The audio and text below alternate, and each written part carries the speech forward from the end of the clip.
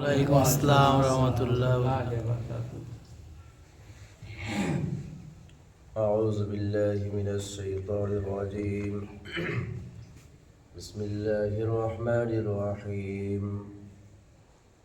الحمد لله الأكرم الذي خلق الإنسان وكرم وعلم الإنسان ما لم يعلم فسبحان الله الذي لا يحصى امتداده باللسان ولا بالقلم. أشهد أن لا إله إلا الله وحده لا شريك له وأشهد أن محمدا عبده ورسوله. أما بعد فأعوذ بالله من الشيطان الرجيم. بسم الله الرحمن الرحيم. هل أتى على الإنسان حين من الدهر لم يكن شيئا مذكورا.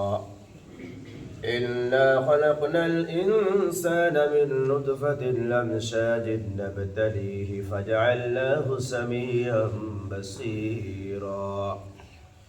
إنا هديناه السبيل إما شاكرا وإما كفورا. إنا أعتدنا للكافرين سلاسلا وأغلالا وسعيرا. إن الأبرار يشربون من كأس كان مزاجها كافورا.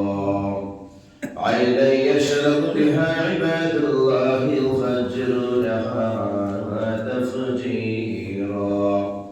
صدق الله العظيم. قال النبي صلى الله عليه وسلم إذا مات الإنسان انقطع عمله إلا عن ثلاث: عن صدقة جارية أو عن ولد صالح يدعو له أو علم ينتفع بها أو كما قال رسول الله صلى الله عليه وسلم. إن الله وملائكته يصلون على النبي يا أيها الذين آمنوا صلوا عليه وسلموا تسليما. درود إبراهيم. اللهم صل على محمد وعلى آل محمد كما صليت على إبراهيم وعلى آل إبراهيم إنك حميد مجيد. اللهم بارك على محمد وعلى آل محمد كما باركت على إبراهيم وعلى آل إبراهيم إنك حميد مجيد. اللهم صل على محمد وعلى آل محمد كما صليت على إبراهيم وعلى آل إبراهيم إنك حميد مجيد. اللهم بارك على محمد وعلى آل محمد كما باركت على إبراهيم وعلى آل إبراهيم إنك حميد مجيد. اللهم صل على محمد النبي الأمي وعلى آله وسلم تسليما. الحمد لله. সমস্ত প্রশংসা সমস্ত তারিফ সে আল্লাহ পাকের জন্য যে আল্লাহ রাব্বুল আলামিন আমাদেরকে শ্রেষ্ঠ নবীর উম্মত বানিয়ে জনাবে মুহাম্মদ রাসূলুল্লাহ সাল্লাল্লাহু আলাইহি ওয়াসাল্লামের শ্রেষ্ঠ উম্মত বানিয়ে পৃথিবীর মানবের মধ্যে মাখলুকাতের মধ্যে সৃষ্টির মধ্যে শ্রেষ্ঠ বানিয়েছেন। ইনসান রূপে গঠন করে দুনিয়ার মধ্যে পাঠিয়ে ঈমান নসিব করেছেন। আজকে জুমার দিন, শুধু তাই নয়, শাবান মাস, আরবি মাস, যেই মাসটা রমজানের পূর্বের মাস আসে, এক কথায় যাকে শাবে বরাতের মাস বলে, সেই শাবান মাসের আজকে 1 তারিখ। গত রাতে চাঁদ দেখা গিয়েছে, রজব মাস শেষ হয়ে গিয়েছে, আজকে হলো শাবান মাসের 1 তারিখ। তার মানে এই মাসটা শেষ হবে, আপনার রমজানের মাস আরম্ভ হবে। এটা অনেকে জানা ছিল না, হয়তো বা জেনে গেলেন বা জানা ছিল। তো যাক, আরবি মাসের আজকে হচ্ছে 1 তারিখ। আবার এই মাসটা শুরু হলো জুমার দিন থেকে। আলহামদুলিল্লাহ। রাসূলুল্লাহ সাল্লাল্লাহু আলাইহি ওয়াসাল্লাম যখন নতুন চাঁদ দেখতেন বা নতুন মাসে এন্ট্রি করতেন, তিনি একটা দোয়া করতেন, আল্লাহুম্মা আহিল্লাহু আলাইনা বিল আমনি ওয়াল ঈমান ওয়াস সালাম ওয়াল ইসলাম হিলাল রুশদিন ওয়া হিলাল খায়র। যার অর্থ, হে রব্বুল আলামিন, আমাদেরকে এই চাঁদ বা এই মাস বা এই সময়কে বরকতময় বানিয়ে দাও। আল্লাহুম্মা আহিল্লাহু আলাইনা বিল আমনি ওয়াল ঈমান, এবং ঈমান সহ যেন আমরা এই মাসটাকে অতিবাহিত করতে পারি। আমরা বলবো ঈমান সহি রয়েছে, জানি না কোন কথার মাধ্যমে, কোন কাজের মাধ্যমে কখনো কখনো ঈমান আমাদের কাছ থেকে সরে যায়, ঠিক না বেঠিক? আমরা বুঝতে পারি না। কথা বলছি বলতে বলতে একটা এমন কথা মুখ থেকে বার হয়ে গেল, আমার ঈমানটাই চলে গেল। রাসূলুল্লাহ সাল্লাল্লাহু আলাইহি সাল্লাম কি বলতেন? নতুন চাঁদ দেখলে এই দোয়াটা পড়তেন, আল্লাহুম্মা আহিল্লাহু আলাইনা বিল আমন ওয়াল ঈমান, আয় আল্লাহ, এই মাসকে আমার জন্য শান্তির কারণ বানিয়ে দাও। ওয়াল ঈমান, এবং ঈমানের কারণ, যাতে করে সারা মাসে আমি ঈমানটা ঠিক জায়গায় বজায় রাখতে পারি। ওয়াস সালামা, তারপরে বলছেন সুখ শান্তি সফলতা নসিব করো। আল্লাহুম্মা আমিন। আমিন। সুখ শান্তি সফলতা। রাসূলুল্লাহ সাল্লাল্লাহু আলাইহি সাল্লাম চাঁদ দেখলে, নতুন চাঁদ দেখলে দোয়া করতেন। তারপরে বলতেন হিলাল রুশদিন ওয়া হিলাল খায়র, আয় আল্লাহ, এই চাঁদটা আমার হিদায়াতের কারণ বানিয়ে দাও। যিনি হিদায়াত বন্টন করছেন, যদিও রাসূলুল্লাহ সাল্লাল্লাহু আলাইহি ওয়াসাল্লামের হাতে হিদায়াত নেই, কিন্তু হিদায়াত বন্টন তিনি করছেন, হিদায়াতের কাজ তিনি করেছেন। সারা বিশ্বের মাঝে, মক্কা থেকে শুরু করে মদিনা, মদিনা থেকে শুরু করে সারা বিশ্ব নগরে। তো সে রাসূলুল্লাহ সাল্লাল্লাহু আলাইহি ওয়াসাল্লাম হিদায়াতের দোয়া চাইতেন আল্লাহর কাছে, হিলাল রুশদিন, আয় আল্লাহ, তুমি আমাকে এই চাঁদটা হিদায়াতের কারণ বানিয়ে দাও। ও হিলাল খায়র, এবং এই চাঁদটা আমার মঙ্গল মানে শুভ লক্ষণের কারণ বানিয়ে দাও, অশুভ থেকে বাঁচিয়ে দাও। এটা কে চায় না বলেন? সবাই চায়, সবাই চায়। আমরা কোনো কাজে নেমেছি, কোনো ব্যবসায় নেমেছি, গুরুত্বপূর্ণ সফরে নেমেছি, তো আমরা সবাই চাই যে এর মধ্যে তুমি ভালাই নসিব করো, খারাপি থেকে হেফাজত করো। কিন্তু এই চাঁদের যখন আমরা দোয়া পড়ে নেবো, সম্পূর্ণ এক মাসের দোয়া হয়ে গেল। কি হয়ে গেল বলেন? ছোট্ট ছোট্ট দোয়া যদি আমরা একটুখানি পড়াশোনা করি, ফুরসত টাইমে দেখো ঠিক মুখস্থ হয়ে যাবে। আলহামদুলিল্লাহ, অনেক বাংলা জানি, বাংলা কিতাবের মধ্যেও পাওয়া যায়, ঠিক আছে। মাসনুন দোয়া বলে বিভিন্ন দোয়ার কিতাব পাওয়া যায়। মাসনুন দোয়া বা হিসনে হাসিন দোয়ার কিতাবের নাম একটা বলছে, কি নাম বলেন? হিসনে হাসিন। ওই হিসনে হাসিনে আপনারা এই সমস্ত দোয়াগুলো পেয়ে যাবেন। তো এই রাসূলুল্লাহ সাল্লাল্লাহু আলাইহি ওয়াসাল্লাম নতুন চাঁদ দেখলে বিশেষ করে দোয়াটা পড়তেন, এটা সারা বছরের চাঁদ দেখার জন্য। আর এই শাবান মাসের যেহেতু আজকে 1 তারিখ, তিনি এর সঙ্গে আরো দুটো দোয়া, একটা দোয়া বাড়িয়ে নিতেন।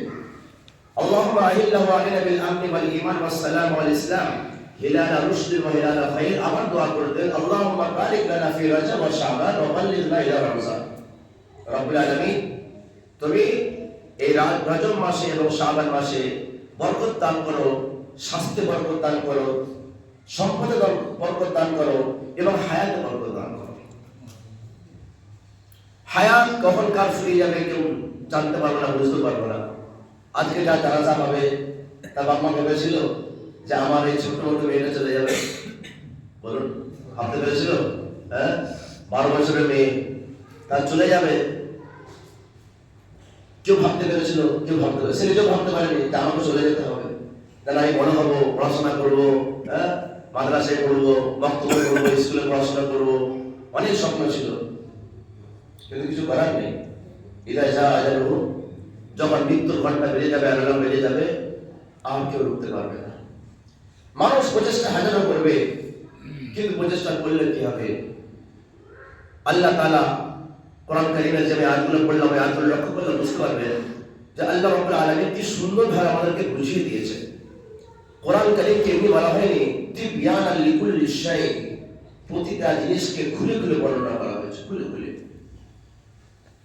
সূরা দাহার 114টা সূরার মধ্যে 76 নম্বর সূরা, আল্লাহ তাআলা বলেছেন, হাল আতা আলাল ইনসানি হিনুম মিনাদ দাহরি লাম ইয়াকুন শাইয়্যাম মাযকুরা। মানুষের প্রতি একটা এমন মুহূর্ত ছিল যে আমি এবং আপনি কে, কে আপনি আর কে আমি, কে মুফতি সাহেব, কে ইমাম সাহেব, কে অমুক স্যার সাহেব, কে সেঠজি, কোন উল্লেখযোগ্য বস্তু আমরা কেউ ছিলাম না, কিছুই ছিলাম না। হাল আতা আলাল ইনসানি হিনুন মিনাদ দাহরি লাম ইয়াকুন শাইয়্যান মাযকুরা, আমাদের কোনো অস্তিত্বই ছিল না। কিসের খাবার করব, বলেন কিসের বড়াই করব? তারপরে বলছেন তোমাকে পৃথিবীতে সময় দিয়েছি, হায়াত দিয়েছি, ডিগ্রি দিয়েছি, দৌলত দিয়েছি, সম্পদ দিয়েছি, ট্যালেন্ট দিয়েছি, যোগ্যতা দিয়েছি, মাল দিয়েছি, তুমি ভাবছো অনেক কিছু হয়ে গেছো? খবরদার। ইন্না খালাকনাল ইনসানা মিন নুতফা, তুমি যতই বড় হয়ে যাও তোমাকে নাপাক কাতরাতে তৈরি করেছে। কে বলছে? বড় কে বলছে? বলো। আল্লাহ পাক বলছে আমসাজ, মিশ্রিত নাপাক পানি দিয়ে সৃষ্টি করেছি। কেন? নাবতালিহি, তোমাদেরকে যাচাই করবো বান্দা, তুমি কোন পর্যায়ে গিয়ে, কোন সীমানায় গিয়ে নিজের আসল অস্তিত্বকে হারিয়ে ফেলো, আমি ওটা দেখার জন্য তোমাকে আমি দুনিয়াতে প্রেরণ করেছি। ফাজআলনাহু সামিয়াম বাসীরা, তুমি যখন সাবালক ছিলে না, নাবালক ছিলে, যখন সেই পর্যন্ত যদি তোমার মওত এসে যায়, রুফিয়াল কলাম, তখন তোমার জন্য গুনার কলাম, নেকির কলাম বন্ধ রয়েছে, তুমি জান্নাতে চলে যাবে। কিন্তু যখন তোমাকে আমি শ্রবণ শক্তি এবং দৃষ্টি শক্তি দিলাম, এখানে মুফাসসিরিনরা বলছে যখন একটা বাচ্চা জন্মগ্রহণ করে তখন থেকে তো কান নাক তো হয়েই যায়, তাহলে এখানে কান নাকের কথা বলার উদ্দেশ্য কি? এখানে বলার উদ্দেশ্য যখন বুদ্ধি বিবেকী হয়ে যায়, ফাজআলনাহু সামিআম বাসীরা, সেই সন্তানকে যে মাতৃগর্ভ থেকে জন্মগ্রহণ করলো, পৃথিবীতে বড় হলো, বড় হওয়ার পরে যখন সে সাবালক হলো, ফাজআলনাহু সামিআম বাসীরা, তাকে আমি, সামি মানে হচ্ছে কান, বাসীর মানে চোখ, আমি চোখ এবং কান দিয়েছি। এর ব্যাখ্যা হলো যখন আমি তাকে বিবেক দিয়েছি, একবার কি দিয়েছি? বিবেক দিয়েছি। তারপরে বলছে ইন্না হাদাইনাহুস সাবিলা ইম্মা শাকিরা ওয়া ইম্মা কাফুরা। কেউ কেউ বলতে পারে আল্লাহ হেদায়েত দেয়নি তো কি করে নামাজ পড়বো, বলে কিনা? আল্লাহ তাআলা চাইলে তো কি করে করবো? আল্লাহ তাআলা বলছেন এর উত্তরটা এই আয়াতের মধ্যে দিয়ে দিয়েছে। কেউ বলতে না পারে আমি তো মজবুর, আমার নসিবেই নেই হেদায়েতের কথা, আমার নসিবেই নেই নামাজ, আমি কি করে পড়বো? কিসমতকে, রুজিকে, মওতকে মুকদ্দরে লিখে দেওয়া হয়েছে, দ্বীন, ঈমান, আমলকে মুকদ্দরে লিখে দেওয়া হয়নি, এটা আপনার উপর সুখে দেওয়া হয়েছে। ফাজআলনাহু সামিআম বাসীরা ইন্না হাদাইনাহুস সাবিল, সাবিল মানে রাস্তা, আমি তোমার সামনে রাস্তা দিয়ে দিয়েছি। ইন্না হাদাইনাহুস সাবিল ইম্মা শাকিরা ওয়া ইম্মা কাফুরা, হয় তুমি শুকরিয়ার রাস্তায় এসো, নালে কুফরির রাস্তায় এসো। শুকরিয়ার রাস্তায় কখন আসবো? যখন আমি আল্লাহ পাকের হুকুম জনাবে রাসূলুল্লাহ সাল্লাল্লাহু আলাইহি ওয়াসাল্লামের তরিকায় আদায় করব, তখন আমি আল্লাহর খাতায় শুকরিয়া আদায়কারীর মধ্যে গণ্য হয়ে যাব। তার মধ্যে গণ্য হবে। এই আয়াতের মধ্যে এত ব্যাখ্যা করা নেই, কিন্তু এর ভাবমর্ম এটাই, ইম্মা শাকির, শাকির মানে শুকরিয়া আদায় করেনওয়ালা। আমি যখন আল্লাহর হুকুমকে নবীর তরিকায় আদায় করব বা আল্লাহর হুকুমকে আদায় করব, যখন যে হুকুমটা আল্লাহ আমার কাছ থেকে চাইছেন সেই হুকুমটা যখন আমি আদায় করব, আমি হলাম আল্লাহ পাকের নেককার বান্দা। ওয়া ইম্মা কাফুরা, যদি আমি আল্লাহ পাকের হুকুমকে না মানি, রাসূলুল্লাহ সাল্লাল্লাহু আলাইহি ওয়াসাল্লামের তরিকাকে না মানি, আমি যদি ভুল পন্থায় চলি, কুফরকে অবলম্বন করি, শিরককে অবলম্বন করি, ইহুদি খ্রিস্টানদের তরিকায় চলি, শয়তানি পন্থায় যদি চলি, তাহলে আমার জন্য কি প্রস্তুত আছে তারও বিষয়ে আল্লাহ পাক বলছেন ইন্না হাদাইনাহুস সাবিলা ইম্মা শাকিরা ওয়া ইম্মা কাফুরা ইন্না আ'তাদনা লিল কাফিরিনা সালাসিলা ওয়া আগলালাম ওয়া সাগীরা। তারা অস্বীকার করবে আমি রব্বুল আলামিন তোমাদেরকে এত হাজার নয় কোটি কোটি নিয়ামত দিয়েছি পৃথিবীতে বসবাস করার জন্য, শুধু আফি আনফুসিকুম আফালা তাকিলুন। পৃথিবীর দিকে তুমি পরে তাকাবে, সূর্যের দিকে পরে তাকাবে, জমিনের দিকে তুমি পরে তাকাবে, আসমানের দিকে তুমি পরে তাকাবে, অক্সিজেন যখন কিনতে হয় রোগীদেরকে জিজ্ঞাসা করে না কত দাম, সেই অক্সিজেন আল্লাহ পাক আমাকে আপনাকে ফ্রি দিয়ে রেখেছে, বলুন সুবহানাল্লাহ। এই পানি রব্বুল আলামিন আমাদেরকে ফ্রি ব্যবস্থা করে দিয়েছেন। আল্লাহ পাক বলে ওয়াফি আনফুসিকুম আফালা তাকিলুন। যদি তোমার বডির মধ্যে লক্ষ্য করে দেখো বান্দারে, যখন একটা কিডনি কিনতে হবে দাম কত বেশি জানতে পারবে, যখন একটা চোখ কিনতে হবে দাম কত জানতে পারবে। যদি একটা মগজের তার উল্টো পাল্টা হয়ে যায় কেনা যাবে না, কিনতেও তুমি পাবে না, কিন্তু পাবে। তাই আল্লাহ পাক বলছেন ইন্না আ'তাদনা লিল কাফিরিনা সালাসিলা ওয়া আগলালা ওয়া সাইরা। আমি রব্বুল আলামিন যারা অস্বীকারী, যারা আমার জমিনকে অস্বীকার করেছে, জমিন থেকে উৎপন্ন ফল ফসল থেকে লাভবান হচ্ছে, আমার অক্সিজেন থেকে লাভবান হয়, আমার সূর্য থেকে লাভবান হয়, আমার চন্দ্র থেকে লাভবান হয়, আমার নিয়ামত থেকে লাভবান হয়, আমার দেহ শরীর থেকে লাভবান হয়, কিন্তু আমার হুকুম যখন মানবে না, আমার খাতায় সে কাফির হয়ে গেল। কি হয়ে গেল বলেন? তার জন্য কি প্রস্তুত করেছি রব্বুল আলামিন? মানে তার জন্য তিনটে বড় বড় জিনিস প্রস্তুত করেছে। একটা হলো কি, একটা হলো সালাসিল, মানে হচ্ছে শিকল। তাকে যখন হাসরের মাঠে টেনে টেনে জাহান্নামে নিয়ে যাওয়া হবে, তার জন্য আল্লাহ রাব্বুল আলামিন আ'তাদনা লিল কাফিরিনা সালাসিল, আমি চেনের ব্যবস্থা করেছি, শিকলের ব্যবস্থা করেছি, ওয়া আগলালা, এবং বেড়ির ব্যবস্থা করেছি। বেড়ি জানেন? বেড়ির ব্যবস্থা করেছি, ওয়া সাইরা, এবং খুব খতরনাক ভয়াবহ আগুনকে সৃষ্টি করেছে। তারপর রব্বুল আলামিন বলে ইন্নাল আবরারা ইয়াশরাবুনা মিন কাসিন কানা মিজাজুহা কাফুরা। আল্লাহ পাকের একটা সিস্টেম কোরআন কারীমে সব জায়গায় যে ভালো, সেটা হলো কি, যখনই আল্লাহ পাক জাহান্নামের কথা বলেন সঙ্গে সঙ্গে জান্নাতের কথা বলেন, বলুন সুবহানাল্লাহ। কেন আল্লাহ পাক এত ভালোবাসেন? একটা মা সন্তানকে কত ভালোবাসে বলেন? একটা মায়ের সন্তান যতই অন্যায় করুক না কেন, যে সব থেকে দুষ্টু ছেলে তার দিকে বাপের মায়ের নজর বেশি থাকে, তাই কিনা বলেন? একটা মায়ের সন্তান জন্ম আমার সন্তানকে ভালোবাসে, তার থেকে 70 গুণ নয় 99 গুণ বেশি আমার আল্লাহ আপনাকে আমাকে ভালোবাসে, বলেন সুবহানাল্লাহ। তাই আল্লাহ পাক ভাবেন যখন আমি জাহান্নামের কথা বলবো, হয়তো আমার বান্দারা ভয় খেয়ে যাবে, নিরাশ হয়ে যাবে, হয়তো আমার প্রতি অন্য ধারণা হয়ে যাবে। আল্লাহ পাক কি করেন? যখনই জাহান্নামের কথা বলেন সঙ্গে সঙ্গে জান্নাতের কথাটা উল্লেখ করে দেন। তারপরে আল্লাহ জান্নাতের কথা বলছেন, আগে জাহান্নামের তিনটে কথা বললেন, শিকল, বেড়ি, আগুন। তারপরে আল্লাহ পাক বলছে ইন্নাল আবরারা ইয়াশরাবুনা মিন কাসিন কানা মিজাজুহা কাফুরা।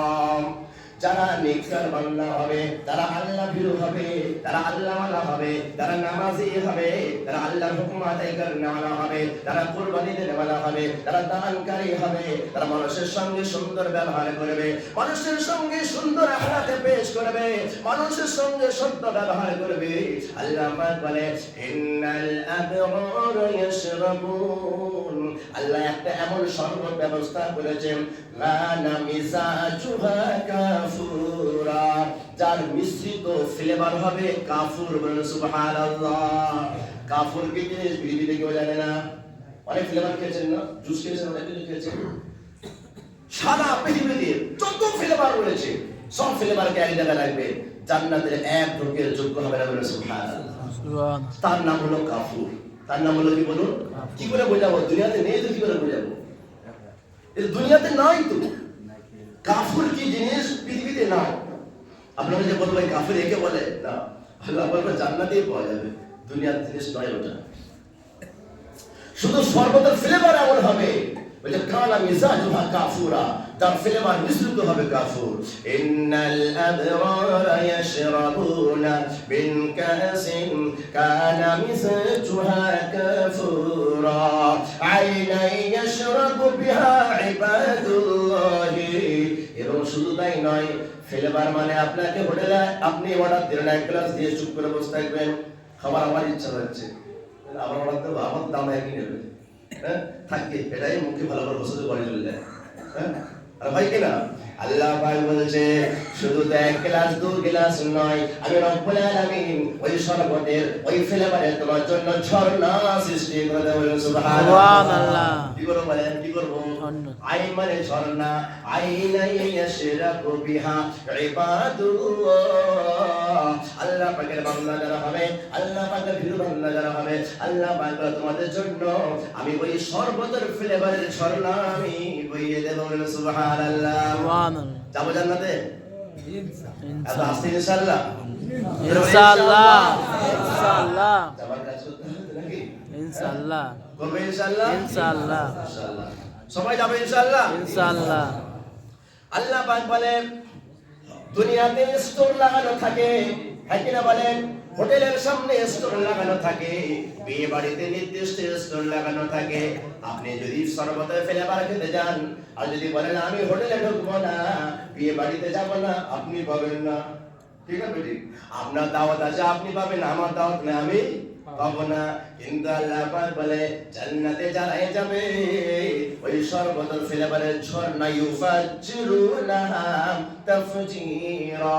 দুনিয়ার নিয়ম হলো যেখানে শরবতের স্টোর রাখবে আপনাকে যেতে হবে, আর জান্নাতের নিয়ম হলো আপনি যেখানে থাকবেন সেখানে ঝর্ণা বয়ে যাবে। সুবহানাল্লাহ।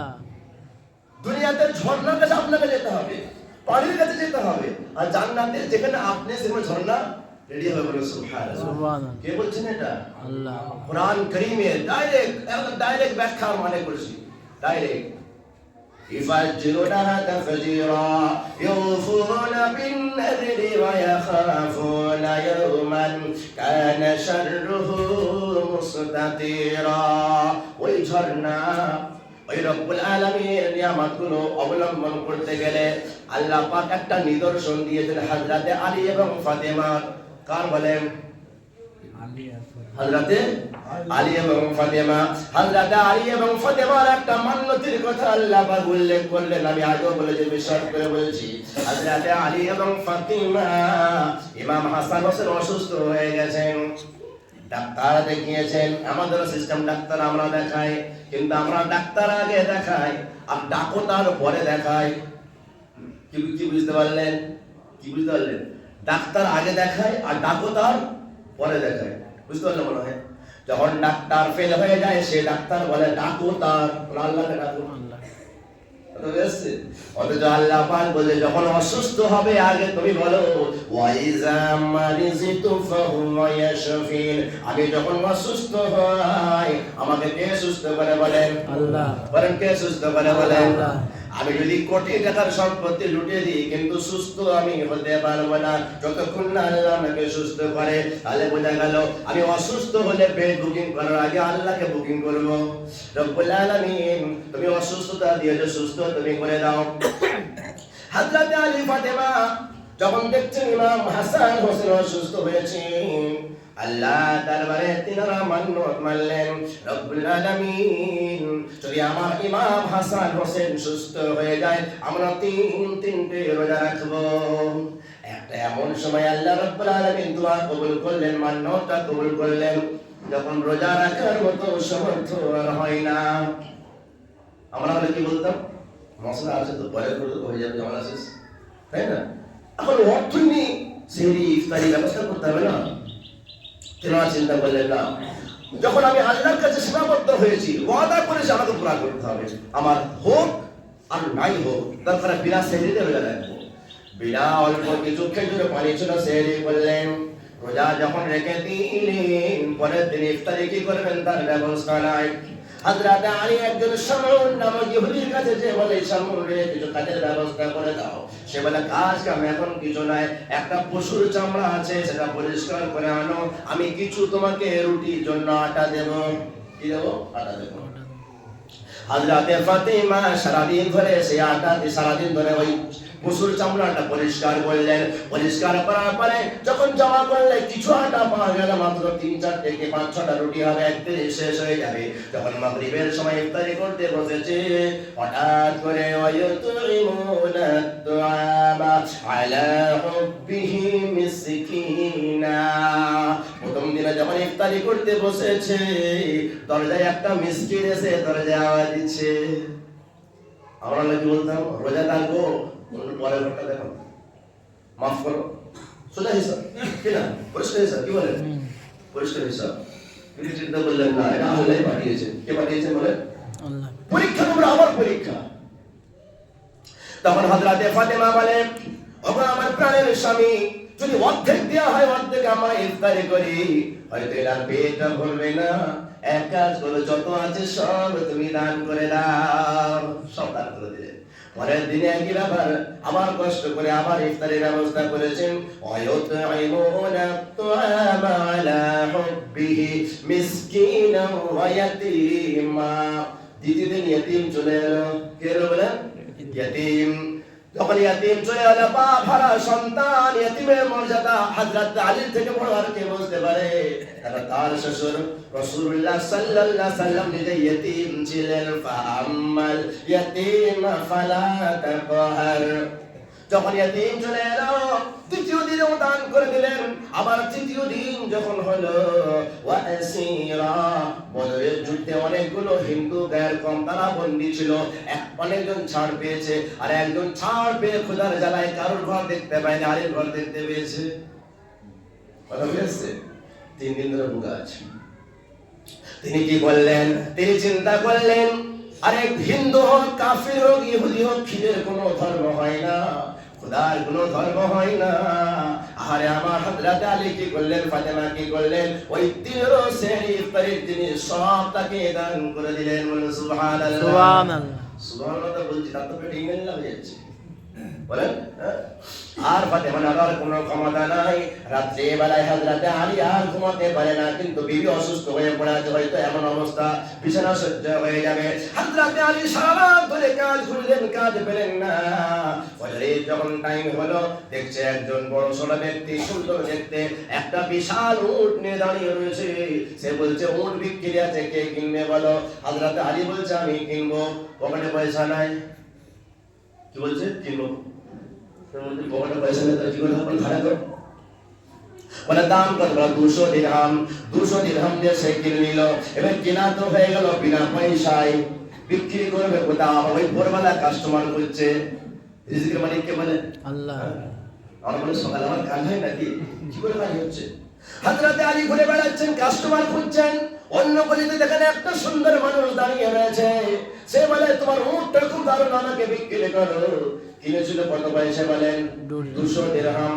তাকে বলে, এর দাম হলো 400 দিরহাম। কত টাকা লাভ হলো বলেন? 200 দিরহাম। ওই 200 দিরহাম এক সাইডে রেখেছে, তার ধার শোধ করবে, আর 200 দিরহাম দিয়ে ফাতেমার জন্য খাবার কিনে যখন বাড়ি চলে যায়, হযরত আলীর কাছে, হযরত আলী দেখে ফাতেমার কাছে রাসূলুল্লাহ সাল্লাল্লাহু আলাইহি ওয়াসাল্লাম হাজির হয়ে যাবেন। সুবহানাল্লাহ। হযরত রাসূলুল্লাহ সাল্লাল্লাহু আলাইহি ওয়াসাল্লাম হযরত আলীর খাবারগুলো নিয়ে ফাতেমাকে খাওয়ালেন, হযরত আলীকেও খাওয়ালেন, আর নিজেও খেলেন। খাওয়ার পরে বলছে, হযরত আলীকে দেখতে বড় চিন্তায় রয়েছে। আমার রাসূল জিজ্ঞাসা করে, আলী গো, তুমি চিন্তায় কেন আছো বলো? ইয়া রাসূলুল্লাহ, ইয়া হাবিবাল্লাহ, হুজুর গো, আমার ফাতেমা 3 দিন কষ্ট করে রেখেছে। আমার নবী বলে, আমি সব জানি, আমি সব জানি। তার চিন্তাটা কিন্তু খাবার তো আল্লাহ জোগাড় করে দিয়েছে। বলে, চিন্তা হলো, আমি যার থেকে পয়সা এই উটটা ধারে নিয়েছিলাম, মদিনার অলিতে গলিতে খুঁজে বেড়ায়, তাকে কিন্তু আর খুঁজে পাই না। আমার রাসূল সাল্লাল্লাহু আলাইহি ওয়াসাল্লাম বলে, কিয়ামত পর্যন্ত তুমি খুঁজে পাবে না। সুবহানাল্লাহ। আমার রাসূল বলে, তোমারই মেহনত, তোমারই কষ্ট, তোমারই আমানত এবং তোমারই মান্যতা পূরণ করার স্বাধীন খুশি হয়ে গিয়েছে। আল্লাহ তাআলা কি বললেন? তোমার সচ্ছলতার জন্য আসমান থেকে জিবরিল আমিনকে উট নিয়ে পাঠিয়ে দিয়েছিল। বলেন সুবহানাল্লাহ। তুমি ধার করেছো জিবরিল আমিনের কাছে, আর সে চাইবে নাকি? সে চাইবে? তোমাকে তোমার জন্য জেনে রেখে দাও, ওই যত 400 দিরহাম আমি রাসূলুল্লাহ বলে দিলাম, সব তোমার। বলেন সুবহানাল্লাহ। তুমি দান করেছো 3 দিন রুটি, আমি রব্বুল আলামিন 400 দিরহাম তোমার বাড়িতে পাঠিয়ে দিলাম। বলেন সুবহানাল্লাহ। এই হলো মান্য, আমানত এবং রাসূলুল্লাহ সাল্লাল্লাহু আলাইহি ওয়াসাল্লামের যে খুশখবরি বললেন, শেষ কথা বললেন হযরত আলী ফাতেমাকে, তোমাদের জন্য আল্লাহ পাক সূরা দাহরের এই আয়াতটা অবতীর্ণ করলেন। বলেন সুবহানাল্লাহ। আল্লাহ রাব্বুল আলামিন সেই জান্নাতের পথে চলার জন্য আমাদের সকলকে কবুল করুন, আল্লাহুম্মা আমিন। যেভাবে আমরা জুমার নামাজ পড়েছি, গুরুত্ব দেই, জুমা জীবনে অনেক পড়েছি, জানাজা অনেক পড়েছি, আজকেও পড়তে এসেছি। ভাবছি সময় হলে পড়বো, সময় আর কোথায় রইল? 12 বছরের মেয়ে চলে গেল। হ্যাঁ, সময় কার কখন সময় আসবে কেউ বলতে পারবো না। ভাবতাম আমার এখনই সময় হয়ে গিয়েছে। আমরা এখন থেকে নিয়ত করি ইনশাআল্লাহ, যেভাবে জুম্মাকে গুরুত্ব দিয়েছি, জানাজাকে গুরুত্ব দিয়েছি, 5 ওয়াক্তের গুরুত্ব দেব বলে ইনশাআল্লাহ। আল্লাহ পাক আমাদের সকলকে কবুল করে, আল্লাহুম্মা আমিন। আর একটা কথা বলছিলাম, যারা ওই মসজিদের মাইকের জন্য মাইকের জন্য অনেকে পয়সা দিয়েছেন, অনেকে দেওয়া বাকি আছে, যারা দেননি আজান শোনার